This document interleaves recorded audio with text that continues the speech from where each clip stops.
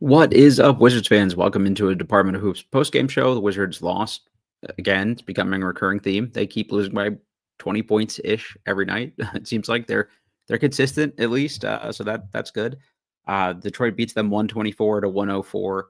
Felt like a game they probably could have gotten into a little bit more. Just the defensive lapses are starting to sort of become a little overwhelming from a fan perspective, honestly. So we'll talk about the good, bad, and the ugly from tonight's game. But first, we're brought to you by Stateside Vodka and their Surfside hard iced teas, hard lemonades, hard every flavor. Just drink them all. You could also just get Stateside Vodka by itself and drink that on its own, and nobody would blame you after as many Wizards games as we all watch. Also brought to you by BetOnline. It's the world's most trusted betting platform and your number one source for online betting. From the earliest odds to in-game live betting, BetOnline provides you with all the action and the ability to watch the games live as they happen with the largest selection of odds on everything from football, NBA, college basketball, NHL, UFC, MMA. Head to BetOnline today and get in the action with America's most trusted site for online wagering. BetOnline, the game starts here. Okay, so let's just hit it. Like the good tonight, Kyle Kuzma, 10 of 14, only 1 of 2 from 3. He was under control. He took a couple wild shots, but he made them, and that's just gonna be, the player you're gonna get from him. He had 6 rebounds, which is good. Only 1 assist. Would have liked to see a little more playmaking. Did have the 4 turnovers, but I don't know, for my money, was his best game of the season, 28 minutes. He was sort of largely under control. Jordan Poole, pretty good tonight. Not his best night of the year, but solid. 8 of 16, 3 of 5 from 3. He's still shooting the hell out, I think, from 3. Also, one of like the sneaky best free throw shooters in the league right now. He's got to be around 90%. I would imagine he was 3 for 3 tonight. Would like to see him get to the line a little bit more, but maybe I'm nitpicking. I did have 5 assists and 2 turnovers, so I liked seeing that. I thought the ball moved fairly well with Poole out there. If anyone just looks at plus minus for the game, Poole was a minus 33, which is by far the worst on the team. And that could be an opportunity to pile on Poole. I don't think he was by any means the problem here tonight. It wasn't his best defensive game, I would say, but it wasn't anybody's realistically. A couple other, reasonably good positives, I'd say. Bilal Coulibaly, 6 of 9 from the field, 4 rebounds, 3 steals. Hadn't been really getting as many stocks overall from Coulibaly as I would have thought. So it was nice to see him, get his hands on a couple balls, the passing lanes and things like that. 2 turnovers, but he was active. And, if he plays like this the rest of the season, gets around the 15-point range, like I could definitely live with that overall. Sar again, man, just taking way too many bailout jumpers, like 1 of 7 from the field, 1 of 3 from 3, only 3 rebounds. He did have the 3 assists. I think that's one sort of underrated thing about all these guys that they've drafted is they are willing passers, so that's good. 1 block, 2 turnovers. Bob Carrington, 4 of 7 tonight, 3 of 6 from 3, 3 rebounds, 3 assists, 2 steals, 2 turnovers. 2 turnovers seems to be the general theme there. Malcolm Brogdon made his return 0 4 from the field, 0 of 1 from 3, 2 rebounds, no assists, 1 turnover. I don't really know why he played 21 minutes tonight. He clearly is sort of getting his legs under him. I did say that beforehand on the pregame show that I thought he'd play anywhere from 17 to about 20-ish minutes. So not terribly surprised. He played a lot early, and then once the game sort of out of reach, they finally took him out. Valanciunas was just it was a wild ride here tonight. He does rebound, but how impactful is it really? A lot of them are uncontested defensive rebounds. He finished with 13 and 10, 2 assists, 1 block, only 1 turnover, which is nice. But 4 of 11 from the field. It was just a lot of like throwing up sort of haphazard hook shots, in my opinion, and a couple of them banked in. So, more power to him. But it's not like a good way to run offense, and he's not good enough to be a hub that you kind of orbit around. So not loving that. Bilal Coulibaly did go to the locker room in the fourth quarter with what appeared to be an injury at the time, but it doesn't appear to be serious. Excuse me. Yeah, so a couple of people, I think some folks tweeted out about the tape around his knee. Maybe that's the issue. He had tape on his knee before that, so it appears that he got popped in the mouth at some point, and they took him in the locker room, just to make sure he didn't lose a tooth or something like that. So ultimately, like, it may suck for him and may be a little painful, but I don't think this is going to be a situation where you see Coulibaly, missing any games or anything like that as a result of what happened there, which is, honestly, like best case scenario is just if we lose Coulibaly or any of the other rookies, this team becomes unwatchable, in my opinion, pretty quickly. Like that's sort of the one thing hold on to here of like keeping us interested and engaged, I think, as a fan base, is the fact that, like, at least we've got the youngsters here to keep us sort of locked in. But hey, we'll take it. It's going to happen. You're going to get knocked around a little bit over the course of the season. Keyshawn George, probably, I don't know, his quietest game of the season. And they're definitely, whatever you want to say about, like the return of some of these vets and bringing Brogdon in and having Kuzma come back from injury. Keyshawn George seems to be the one that's sort of on the short end of the stick. He was averaging like 13 points while Kuzma was out and 6 rebounds or whatever the case may be. And then you see him tonight. He's 0 for 3. He looked noticeably sort of less engaged, offensively. He was 0 for 2 from 3 rebounds. He did have 6 assists, which is great. He was trying to move the ball around and get other guys involved. No turnovers, which I love to see, and he did block a shot. So, not the worst thing, but he was quiet. I said this before the game, but I thought Kispert was the one who was probably going to take the biggest hit minutes-wise with Brogdon coming back. And he went from playing the 4th most minutes on the team for the season and about 30. Kispert's playing 21 minutes tonight. He was 3 of 6 from the field, 2 of 4. Again, I didn't think he was particularly good defensively. So if he's not getting up a lot of volume of threes, he's really just a 20-minute-a-game shooting specialist, which is essentially what you saw. Let's go to the other side of things here with the Pistons. Malik Beasley, he was on one tonight. Like I said it before the game, it was either he or Toby. Tobias Harris were going to be the guys most likely to be Wizards killers. Beasley was 10 of 16 from the field, 6 of 11 from 3, and way too many of them were wide open. The perimeter defense on this team is just like, it's borderline offensive if you're somebody that actually cares about defense. And that's why, like, if you just want to make money betting on sports, the move every single night for the time being is to just continue to pound the over on the points for Wizards games. Like, somehow Vegas has not watched enough Wizards, which I guess can't really blame them, to like move that line up considerably every single night, because I don't think they've missed one in the last like 4 or 5 games at the very least. And that's sort of the longest I've been paying attention to that, particular stat all season, or that particular betting line. They did get Jalen Duren into a little bit of foul trouble early, so didn't have his best game, but it was pretty efficient. He only played 18 minutes, but he was 5 of 8 from the field, 11 points, 10 rebounds, a steal, that sort of thing. Isaiah Stewart was pretty impactful, I'd say, too. 4 of 8 from the field, just kind of made his presence felt. Had 9 points, 6 rebounds, 2 block shots. Ron Holland, the little punk, I'm glad he's not here. He finished 0 for 3 with 0 points. Don't ever get my guy Bilal Coulibaly's face ever again, Ronald. Think you're a tough guy with the name Ronald. Come on, man. So that was, whatever. But just, I like our wing that we ended up with. So that's a win for the Wizards. And this is Cade Cunningham, man. He's real good. Like, he was just really solid and versatile. Like, that's the biggest thing for him, is just a guy at his size that moves the ball the way he does. He defends pretty well. He was 7 of 15 from the field, 2 of 4 from 3, 5 of 5 from the free throw line, which was good for him. 10 rebounds, 10 assists, 5 steals, 1 block. He just seemed to be everywhere and getting a hand on things.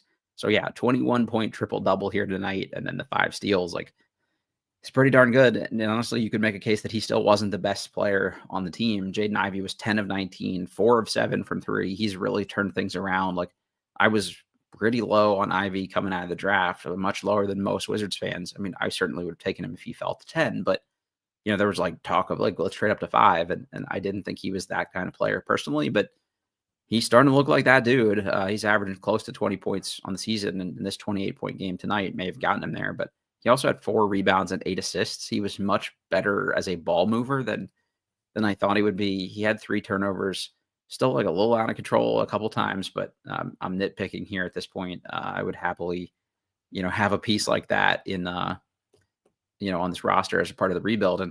And this is when you just sort of like shake your fist at Tommy Shepard, because they were not willing to shut teams down early enough, and it cost them from a draft lottery perspective. You ended up with the 10th pick that turned into Johnny Davis, and a year where if they'd have just lost, 4 or 5 games more, maybe Jaden Ivey is the one on this roster finally blossoming into a player instead of a guy who looks destined to be, probably out of the league at the end of the year. So it just not a great night overall. I mean, you saw a few things, but I'm kind of bummed when the best two players on the team or the most inspiring performances come from the vets. Like, unless they're so good, that it helps you get them out of here. Great. I think the way Poole's playing at his age, maybe you can consider him a piece for the future.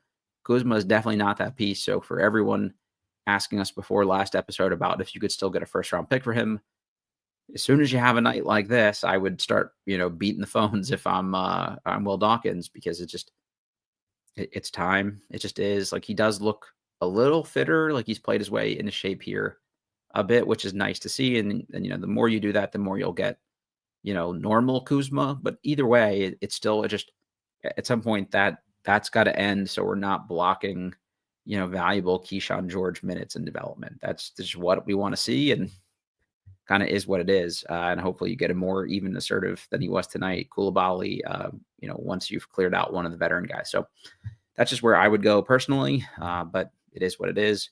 A couple comments from the chat here. Sam Hershey said, good coaching makes a difference in Detroit. They look a lot better this season as their youngins get older. Definitely agree with you, Sam. There's just a different vibe there. They got a little more juice to them. And that was just clearly a weird situation last year. And it's a rebuild year. Like, I'm not saying anything about Brian Keefe, but at some point you got to make some adjustments. They didn't seem to change anything about their defensive strategy. At some point when you switch 1 through 5 all game, which it seemed like they did at least the vast majority of the time, it's like you're letting your players off the hook. And that seems to happen more and more in the NBA now, especially with younger teams that don't have time to sort of lock in on schemes. But it's just the lazy way to play defense, I think. And if you do have young, active, fresh legs, like, they're getting beat just as much anyway. So whether they got beat trying to fight through screens or not, at least it'd be an opportunity to show a little bit more effort. So I'd like to see that. And I know they love playing with pace, and it's probably the best way to, artificially inflate some numbers for guys before you get ready to trade them. But the race down the court to take the first possible shot thing is starting to get a little old. And it's another one of those things where, you start to, like, let the defense off the hook when you don't do that. Josue Gonzalez in the chat here said, I would argue that Keefe did try playing some zone too, but too many middle drives given up and that ended quickly. Yeah, it was a failed experiment right away. I'm not sure what they do, and maybe just with that many rookies, personnel-wise, there isn't a lot you can do. But they have seemed kind of reluctant to just, change from a losing game plan here, and maybe that's just where we are this year. But at some point, like, losing by 20 every single night, you can be historically bad record-wise and still be competitive, in a few more of these games. So we'll see how that turns out. And Josue also said, crazy how the Pistons team looks competent when you add shooting around the young core. Yeah, exactly.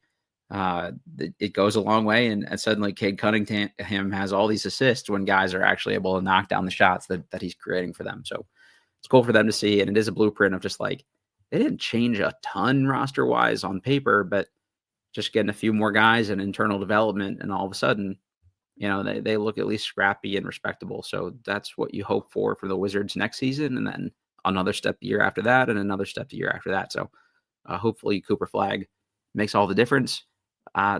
Really kind of all I got on that one for you guys. Like I said, glad Bilal's okay, and just try to be better next time if you're the Washington Wizards. But there was one professional basketball team in the district here that did collect a win tonight, which is great to talk about.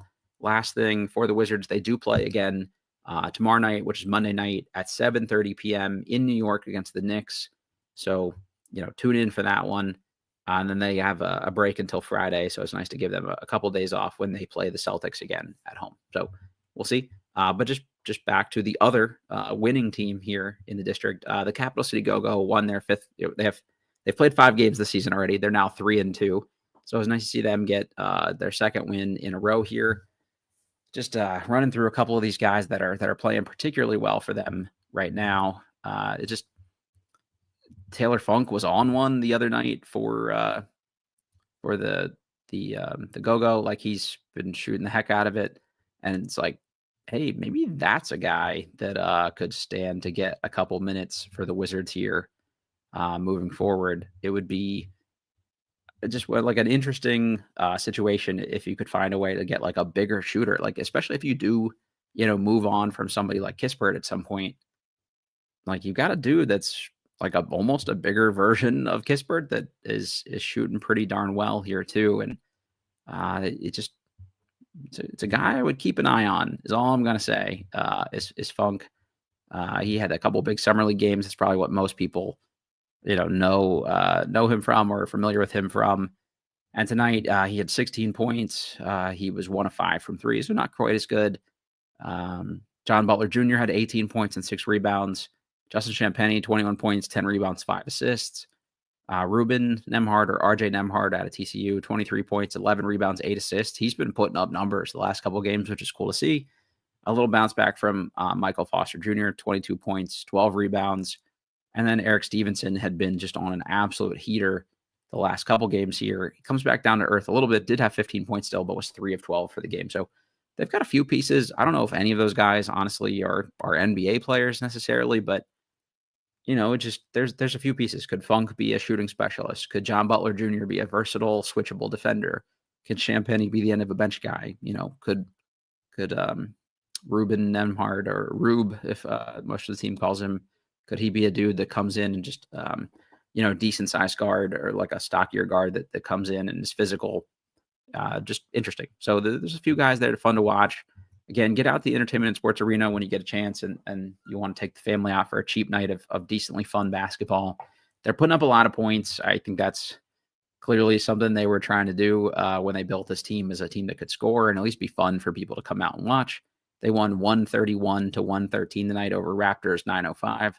So just want to show them a little bit of love there. But yeah, we'll see. So I don't know. It's kind of it for tonight, folks. We'll keep this as a short one. I think it's Sunday night. There's other stuff people could be watching, like football. We'll be back with you tomorrow for the pregame show again against the Knicks at 7:30 p.m. So we'll get the pregame up sometime before that. Appreciate you all checking in. As always, if you could hit that like button for us on YouTube, we really appreciate that. Rate, review, subscribe. All those things are huge. Subscribing to the YouTube channel is great. Want to get this thing over 1,000 subscribers, which is just a good first baseline for us and a nice sign for me that, hey, we're doing the right thing here. Also, if you're a local college basketball fan, getting a lot more content for that up in the channel. Just recorded with Kente Corner, the new Georgetown podcast that'll be joining the network here. GW Basketball Insiders with David and Liam. They do a great job. So if you like GW, there's stuff for you. I'll be doing more American University stuff as we go here. And we're adding a few different Maryland themed podcasts too for the Maryland folks. So check those out. Always appreciate you guys' coverage. Got a cool interview coming up later this week with Eric Green. If you're a local basketball fan, he played at Paul VI and then at Virginia Tech, where he was an absolute bucket, especially as a senior. He was ACC Player of the Year on a losing Virginia Tech team, which tells you how badass he was. That it doesn't happen very often. I think Len Bias is the only other player to win ACC Player of the Year on a losing team. So tells you what Eric was doing as a 25-point per game scorer. He had a cup of coffee in the NBA, played a few years, and then has been mostly overseas since then. So we were just in Naples on a trip, and he plays for Napoli Basket. So just thought it was a good opportunity to catch up with him. So that'll be going up sometime probably later in the week. But, if you're just interested in, hearing about somebody's international experience, you can find that one on the channel as well. All right, everybody, you know the drill. Just check us out. Keep telling a friend. We always appreciate that stuff too. We're presented by betonline.ag, and we will catch you all tomorrow.